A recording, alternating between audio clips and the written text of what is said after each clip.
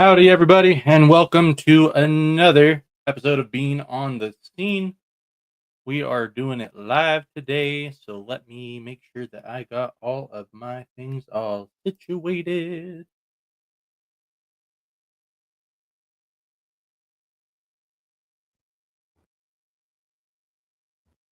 Doo-doo.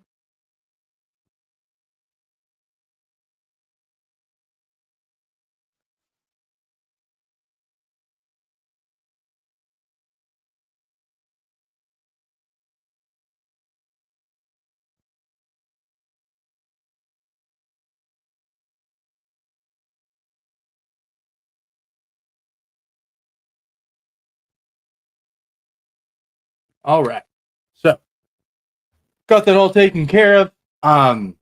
We got a bunch of stuff here today. A lot of stuff that's not within our usual rep, which, in my opinion, kind of makes it a little more of an exciting episode. But I mean, you let me know how you feel about it.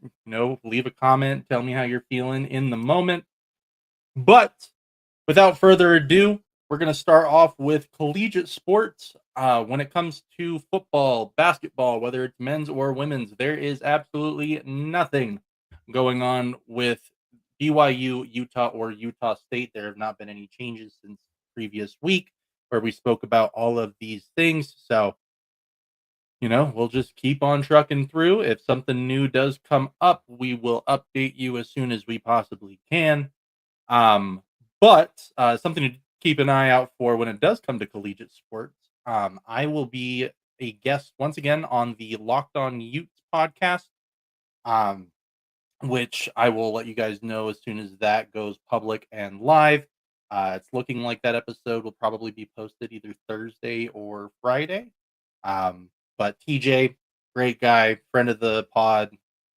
Give him a look at any of the stuff that he's doing. But TJ's a really great guy, so take a look at what he has going on with the Locked On Utes podcast. But something that is different with collegiate sports this go around is that we're going to talk about college baseball. And I'm sure you're probably wondering, why are we talking about college baseball?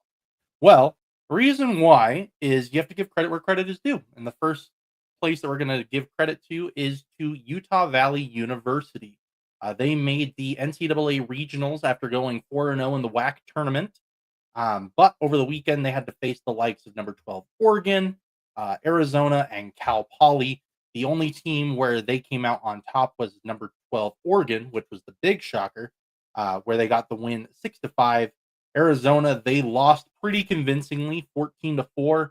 And then Cal Poly, they ended up delivering the dagger in the 11th inning to end UVU's postseason run, giving them the 7-6 loss. But I'm sure that having this sort of motivation for the Utah Valley Wolverines, there will be plenty of fight in them to come back bigger and stronger next season. Now, the second place where we need to give credit is with Salt Lake Community College, which really there's not too many times where you mention them when it comes to sports. I mean, me personally, before coming out here to Utah, the only reason why I knew Salt Lake Community College was because of Gary Payton II, who is currently playing for the Golden State Warriors. But this go around, they ended up making their first JUCO World Series in school history, where they ended up facing number 1 ranked Walters State Community College out of Tennessee, which they have only won one JUCO World Series, which was back in 2006, but they have made 12 runner-up appearances. So Walters State, they definitely have the experience. They probably have the composure to, overtake the Salt Lake Community College Bruins. But the Bruins had a comfortable 9-6 lead going into the 9th inning. But after one final pop-up that was caught by Colton Stanton, Slick won their first JUCO World Series, making them the lowest seed to win the JUCO World Series since the seeding era began back in 2020, which Slick was ranked number 8 in that World Series. So congratulations to the Bruins, and even for the Wolverines, who didn't come out with the win for the World Series. Congratulations to them to even putting their name in the pot. Again, you will come back bigger and stronger next year, and hopefully this time next year, we'll be hearing about you guys all the way up at the top, because we always love to support our local uh, colleges, sports teams, what have you. We love to support them through and through just because, Utah deserves it. Now, to the minors, when it comes to the Salt Lake Bees, the Bees weren't making too much buzz in the win column after their most recent series against the Tacoma Rainiers, who swept the Salt Lake Bees 6-0, making it the first time since June 4th through 9th in 2024 that the Bees had been swept. But it was the first time since August 17th through the 21st in 2021 where the Bees had been swept in the series on the road. But the Bees are now 0-20 this season when scoring 3 or less runs. But Christian Moore, their top prospect for the Angels organization, continues to be the bright spot for Salt Lake. Moore recorded his 6th multi-hit game in his 12 games with the organization, his 3rd multi-hit game in the last 5 games, and getting to base 10 of the last 12 games. Now, their next game is going to be later today at home versus Round Rock, starting at 7:05 p.m. Mountain Time. But pre-game will start at 6:50 p.m. on the KSL Sports Zone, starting on 1280 a.m., and then will be on both signals, which is 97.5 FM and 1280 a.m., starting at 7 p.m. I personally will be producing that game along with Tony Parts, so if you want to support what I do, by all means, listen to the radio, download the KSL Sports app, and, go Bees. Now, for a team that also isn't doing too hot, when it comes to soccer, Real Salt Lake, the month of May has not been kind for them. They finished the month with a 0-3-4 record. RSL had 2 stretches where they played 3 games in 8 days. They also had a rain delay, and they had a devastating 2-0 loss to the LA Galaxy, giving them their first win of the MLS season. So it was not too pretty for them. Again, you're really seeing that RSL really needs to have some sort of firepower, and they just don't have it at the moment. So hopefully for this international break, they'll be able to come up with something. The ownership will gather some money together to get some sort of offensive force for RSL. But until then, RSL won't have another game until June 14th versus DC United at 7:30 p.m. Mountain Time, where pregame will start at 7:30 p.m. Mountain Time on the KSL Sports Zone or the KSL Sports app. Now, sticking with soccer, you also have the Utah Royals, which May has also not been too kind for them. They finished the month with a 0-1-3 record, scoring a total of 4 goals in 4 matches, which, even though that might sound decent, 1 goal per game, 3 of those goals came in a single game against the Washington Spirit. So, kind of diminishes that stat by itself, but again, even with the lengthy injury list that the Royals have, they need to find some sort of offensive production similar to RSL, but they'll prepare for their next game this Friday, June 6th at Racing Louisville FC at 5:30 p.m. Mountain Time, where pregame will start at 5 p.m. Mountain Time on the KSL Sports Zone on 1280 a.m. Now, for a sport that I think more people should enjoy, and I talked about it last week on the last episode of Being on the Scene, but the Utah Archers, a part of the PLL, the Archers, they opened their season up this past weekend against the Maryland Whipsnakes. And to be honest, for a guy that has never watched lacrosse from start to finish, I mean, I had dabbled in it a little bit watching in high school, watching some of my friends that were on the high school team, the varsity teams and such. I didn't quite understand the rules, and I don't think I personally could appreciate the sport at the time. But after watching this game, I am hooked. I want to see how the rest of the PLL season plays out. But for the Archers' first game in the first quarter, it felt like it was a defensive battle as TJ Malone from Maryland and Matt Moore from Utah evened up the score at 1 apiece. But in the second quarter, it was Bo Pedersen who got his lone goal of the game from his offhand, putting it right over the goaltender's helmet to give Utah their first lead of the game. But after a goal from Connor Fields to give Utah a 2-point lead, Maryland found their footing with scores from Rob Pinnell and Matt Brando. But Utah would have gotten the final word in that first half as Connor Fields gets his second goal of the game, just after some heavy contact, almost posting up like it was a basketball game to give Utah the 4-3 lead at the half.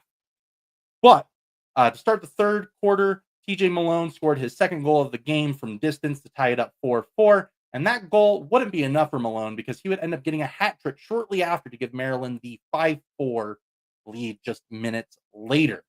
But Utah wouldn't let Malone be the only person to get a hat trick, as Fields would get one of his own as he scored directly after Malone did to give the,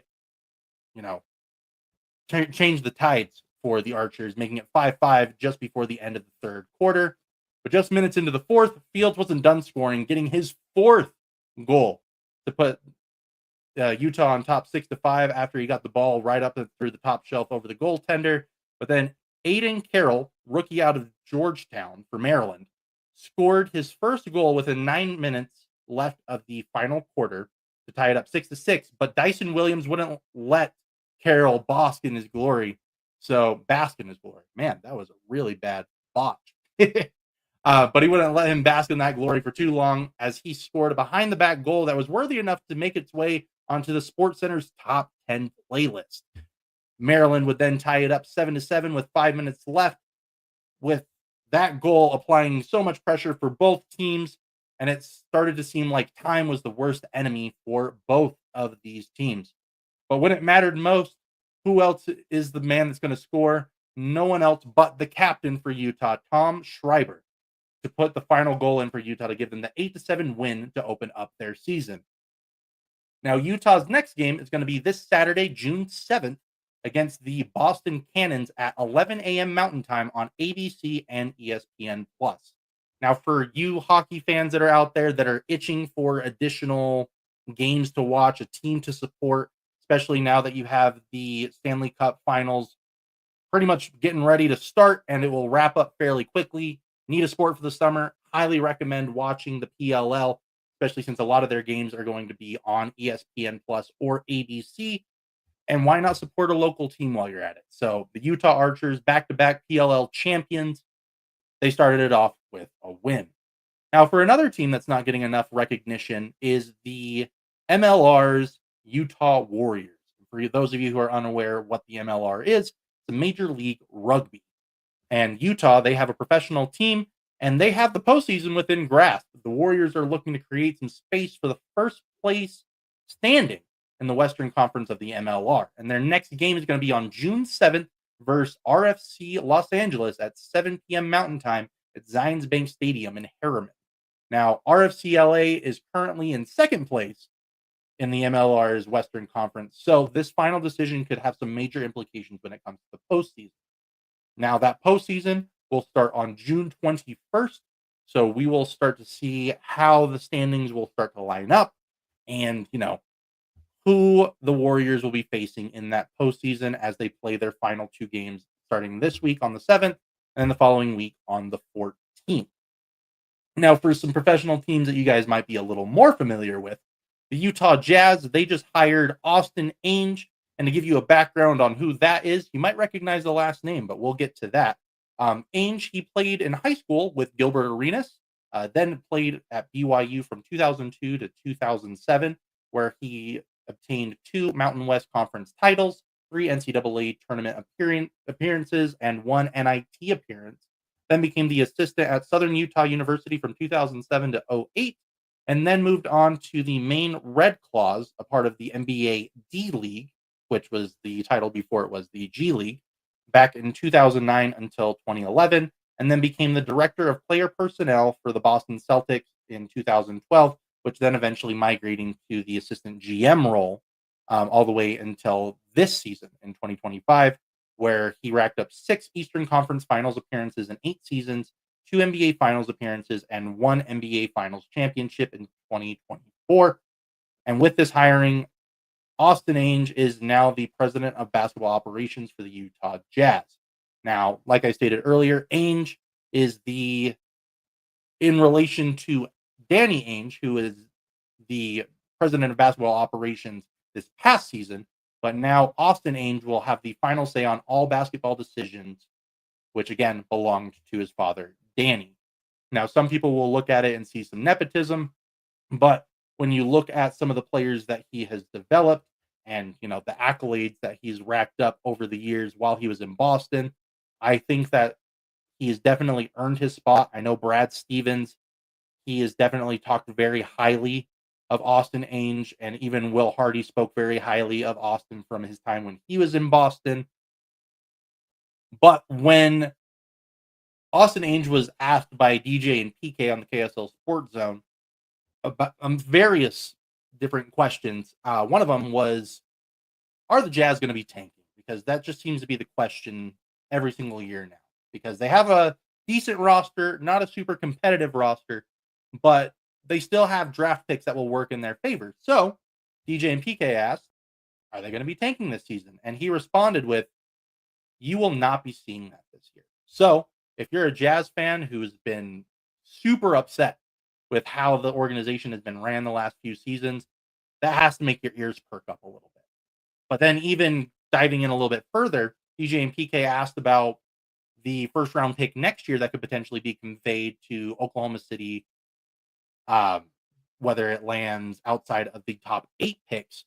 Ainge responded with, the pick is really important, but no one just wants to give up a pick of any kind.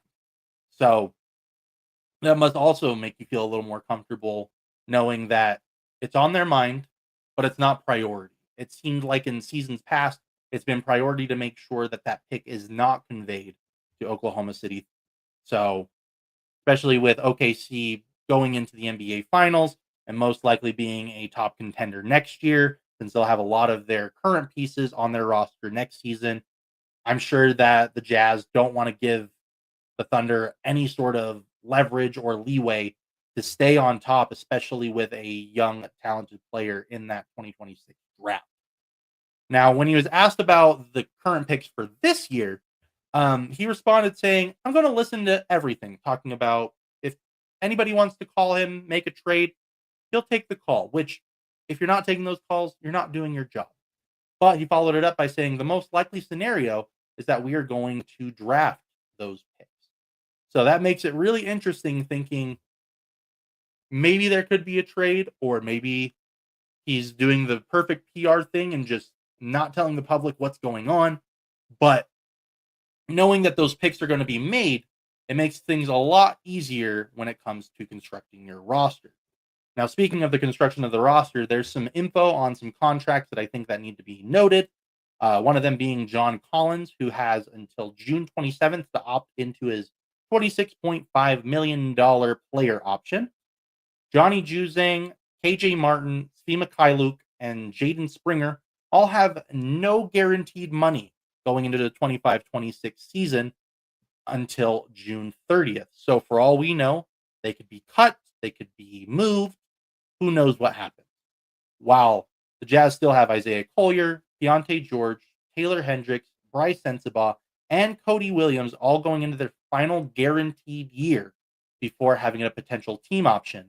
And then Walker Kessler, if not signed to a new deal this season, he will have a very large and hefty $14.6 million restricted free agent cap hold for the Jazz, which Kessler is going to be a very hot commodity out on the market. So I think the Jazz need to lock him up one way or another. I personally think that he should be signed for a little bit more than that $14.5 million hold that will be placed on them next season if they don't reach a deal. But I do not believe that he should receive the max contract. I would say maybe give him a 3-year, $55 million contract or 3-year, $60 million contract. If you really want to expand it a little bit further to ensure that he stays, maybe even do a 4-year, maybe close to like 80, 85 million. But even still, unless Walker Kessler is able to develop his offensive game, it's a very high risk to pay that much money for a non-offensive threat on the court.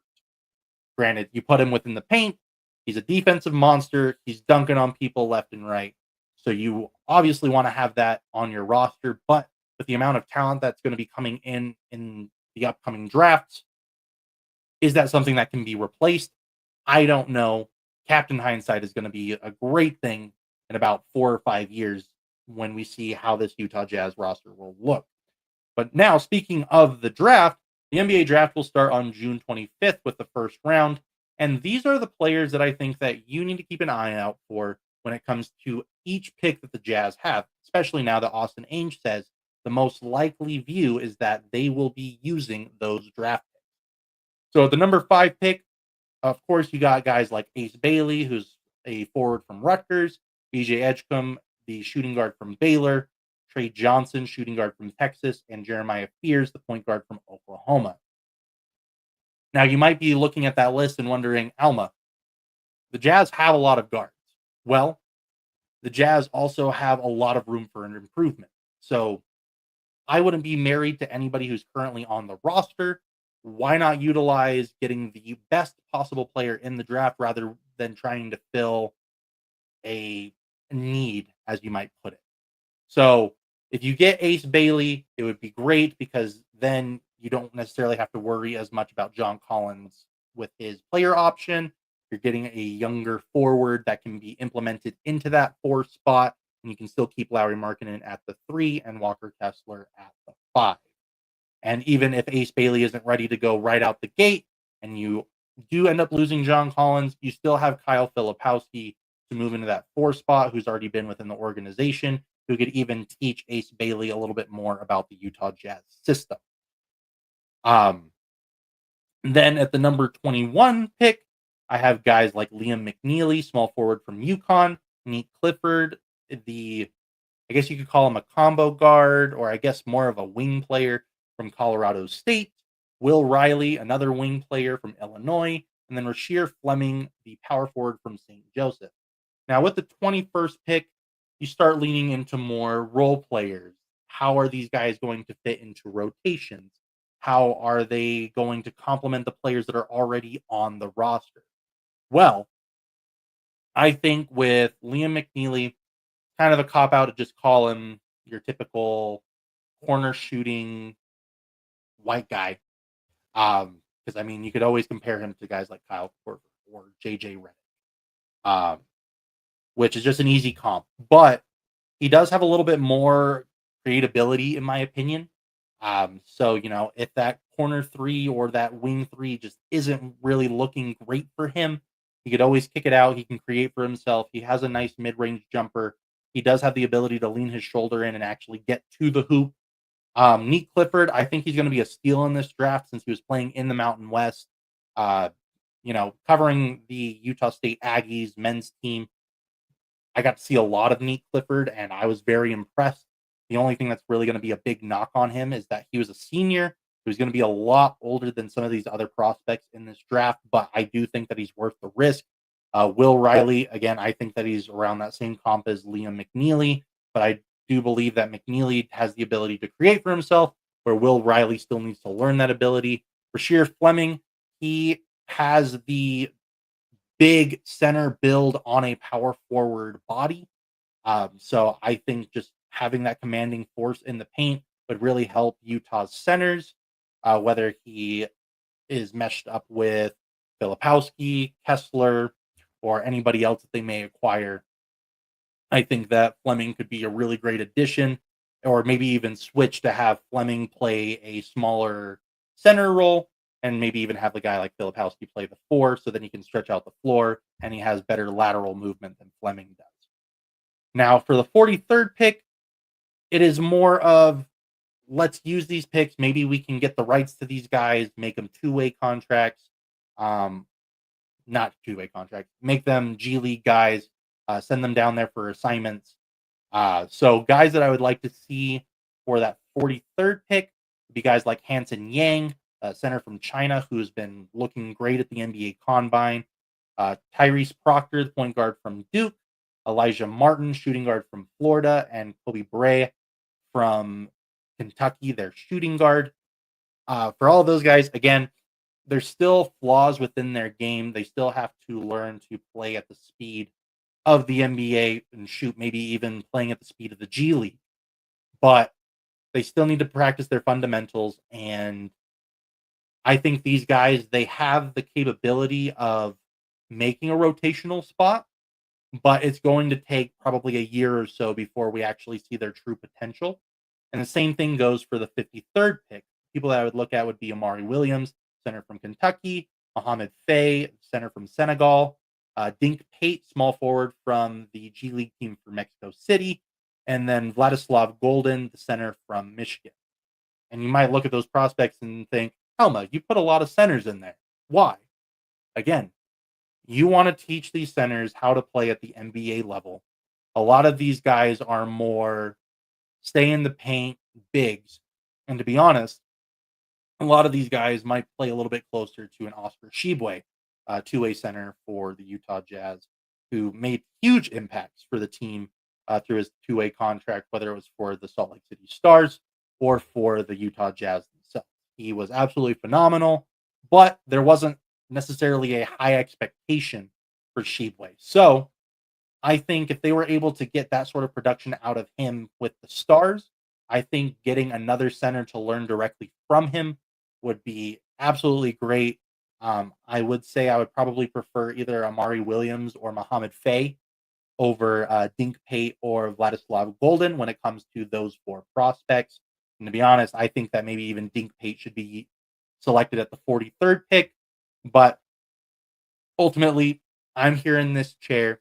I'm not in the front office, so it is not my decision. But regardless, no matter who they pick, there's a lot of really great talent that's on that board. It's just a matter of how they will be utilized within the organization, if they even see playing time at all. Now that we've spoken about the Utah Jazz, let's talk about the Utah Mammoth. Because just like the NBA, the NHL entry draft is right around the corner, which the NBA draft is June 25th and 26th. The NHL entry draft is June 27th and 28th. So all eyes are going to be on the fourth overall pick for Utah. And according to our friend Cole Bagley, KSL Sports Insider for the Utah Mammoth, here's some insight on two potential prospects to keep an eye out for this year's draft. First one being Matthew Schaefer, a 17-year-old that was selected first overall in the OHL draft in 2023, but missed a majority of last season due to illness and a broken collarbone. Now, the pros for him is that Schaefer's defensive skill set is sound and covers every single inch of the ice and shows high level of awareness, explosive offensive bag for him, giving comparisons to Colorado Avalanche's Cale Makar, which is such a huge compliment. Now, something that he really needs to improve on is his strength. Yes, he does have the ability to cover from end to end defensively. He does have a great offensive bag, but he's not really able to hold his own ground. So when it comes to Schaefer, yes, he most likely will be the number one overall pick, but given the injury history and the lack in strength, there is the chance that he could potentially drop. Now, how far? Who knows? Now, another prospect to keep an eye out for, which is probably a little bit more of a realistic prospect to keep an eye for Utah, is Porter Martone. He's an 18-year-old that was taken fifth overall in the 2022 OHL draft and has registered 169 points over the last two seasons. He won gold with Team Canada in the U18 World Championships, so you know that he has the capability to handle high-pressure scenarios, but he also is a scorer, whether it's him putting it directly in the net or setting up the next guy. Now, his strengths are his offensive abilities, being that power forward. His playmaking is phenomenal, and he has the ability to be a force and consistently is making the right plays. Now, areas that he needs to improve on is his skating, which he's a hockey player. He knows how to skate, but it's more of that fast agility, getting off the jump. He's a little bit slower to get going, but once he's going, he's a physical force.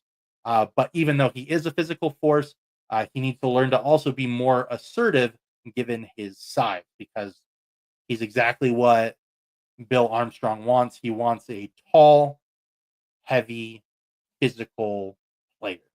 And Martone fits that super easily. So from guys like Schaefer, Martone, Michael Misa, James Hagens, and Caleb Desnoyers, there's a lot of great prospects that are in this draft. There's a lot of great guys that Utah could utilize. But if you want to know what's best for Utah in this draft and more info on the prospects that have been mentioned, definitely go check out Cole Bagley's articles and his social media. where you can find his articles can be on kslsports.com under the Utah Mammoth tab. Or if you want to find him on social media, you can find him on Twitter, Instagram. Just look him up, Cole Bagley, and you will find him no problem.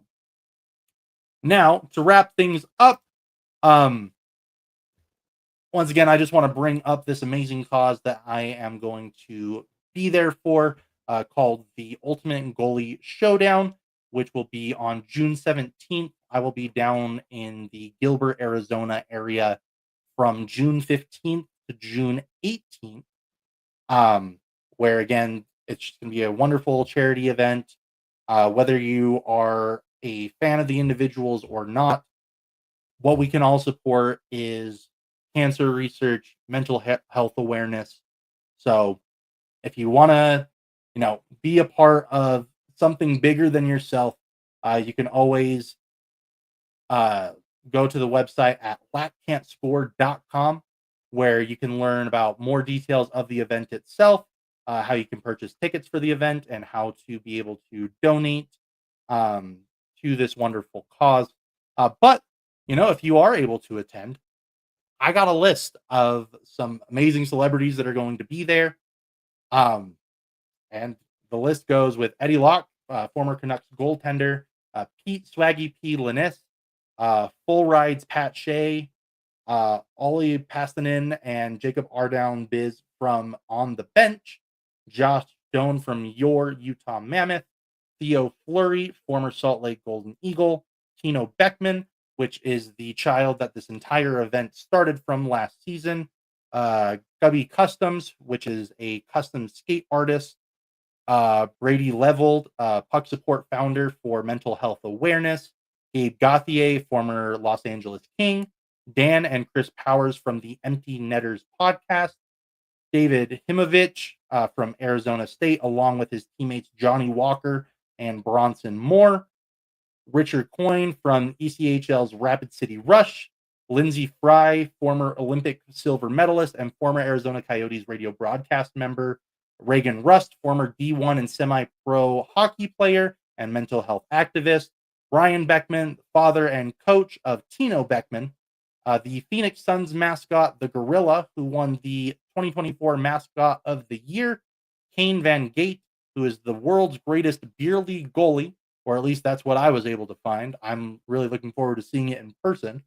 WWE superstar Natalie Eva Marie, as a part of the Hopeaholics podcast, along with co-hosts Shane Earn and Chad Carlson.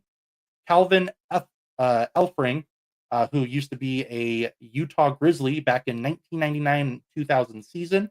Michael Grabner, former Arizona Coyote. Jake Lavinage. Man, I'm really butchering that last name. I am so sorry, Jake. And he is from North Dakota.